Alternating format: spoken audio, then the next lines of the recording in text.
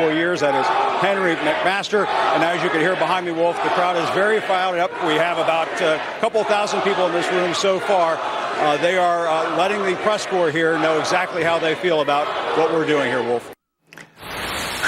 That was CNN's White House correspondent Jim Acosta being heckled at a Trump rally in South Carolina last night. You heard the crowd chanting, "Go home, Jim." Not right. Not right. They may disagree with some of Acosta's reporting, but, you know, Jim Acosta is just doing his job. He's out there reporting on the rally, and not only is it bad manners, it's bad form to attack him. I say this because I'm very concerned about the state in which we now live, where there is a complete, total lack of civility. And I'd say it goes for both sides right now. I mean, you have White House Press Secretary Sarah Huckabee Sanders just trying to enjoy a meal out at a restaurant, and she was asked to leave because she works for the president.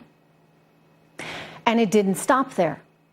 Here's Governor Huckabee telling me what happened. After Sarah and her husband left and the family relocated to a restaurant across the street, the owner of the Red Hen then organized an effort to go and scream at them from the sidewalk at the other restaurant. It wasn't just what happened in the little Red Hen restaurant. It's what happened ongoing by the owner of that restaurant. Again, this is not right. Jim Acosta shouldn't be heckled. Sarah Huckabee Sanders should not be heckled. We're better than that. At least I hope we are. Meanwhile, you got a DHS employee who got a burned animal carcass deposited on the employee's doorstep. How about that one? Or Kirsten Nielsen being shouted at by a mob at a Mexican restaurant. Protesters gathering outside Stephen Miller's D.C. apartment. And just last week, a congressional intern shouting F you at President Trump.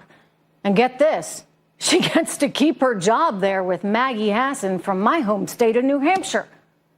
I would have fired her because that kind of language is never appropriate. It's never right. What has happened to us? Who are we right now? I mean, this is not the America I know and love. We have always had a certain kind of respect for the other side's opinion. That does not exist right now, and that's very dangerous.